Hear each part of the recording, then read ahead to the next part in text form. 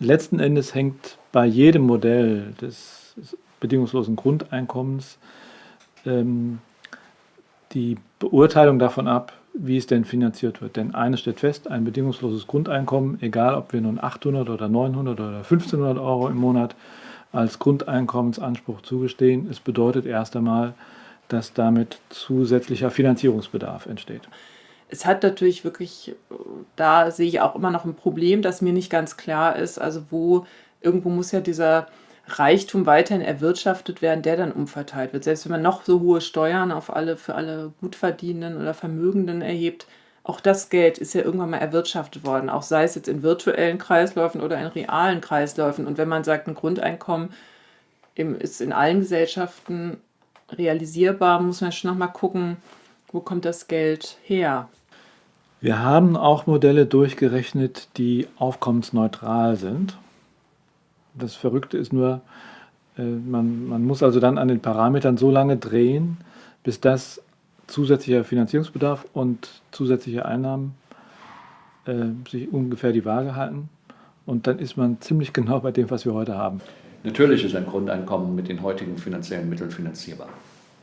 Oskar von der Bräuning, wichtiger katholischer Sozialwissenschaftler, ließ sich, ist ja tot, gerne mit dem Satz zitieren und andere Wissenschaftler auch, dass alles, was realwirtschaftlich herstellbar ist, auch finanzierbar ist. Sonst könnte man es ja nicht herstellen. Das ist also nicht die Frage der Finanzierbarkeit, sondern das, was sich dahinter verbirgt, ist immer die Frage der Umverteilung.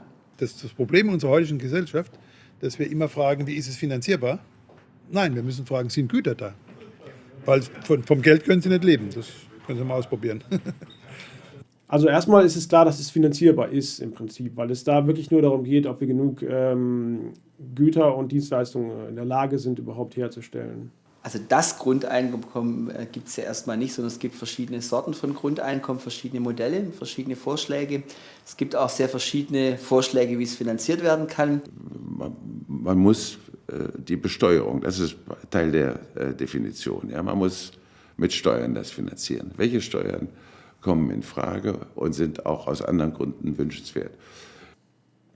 Und was konkrete Finanzierungsmodelle angeht, würde ich halt erstens auf eine Mischbesteuerung setzen, also auf keinen Fall irgendwie nur eine einzige Steuerart einführen.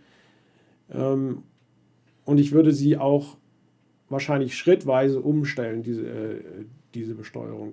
Aktuelle Antworten auf diese Frage sind Finanzmarkttransaktionssteuern, also die sogenannten Tobin-Steuern oder Varianten davon, die durchaus zur Beruhigung der chaotischen Geschehnisse an den Finanzmärkten beitragen können. Ich plädiere auch aus Gründen der Übersichtlichkeit und auch der einfachen Handhabung für mich als Bürgerin für eine ausschließliche Konsum- oder Mehrwertbesteuerung. So, mit der Konsumsteuer haben wir die Gerechtigkeit, dass alle, die teilnehmen an der Gesellschaft, sie auch tragen. Und wer viel Leistung in Anspruch nimmt, zahlt viel und wer wenig, zahlt wenig.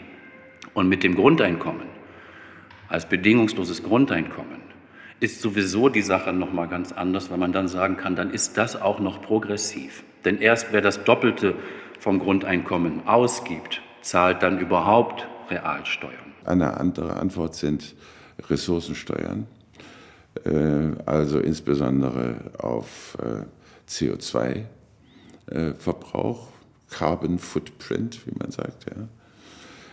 Eine andere Möglichkeit sind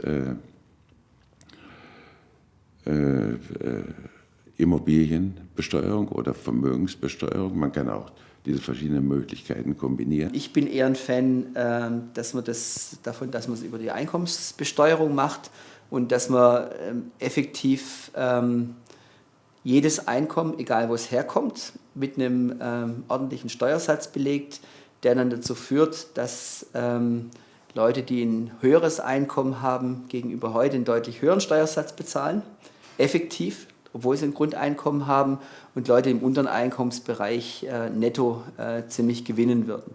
Das wäre im Prinzip eine Umverteilung innerhalb der Steuerzahler. Wir haben natürlich Berechnungen gemacht. Das muss man aber, wenn man es jetzt einführen würde, natürlich immer wieder neu berechnen.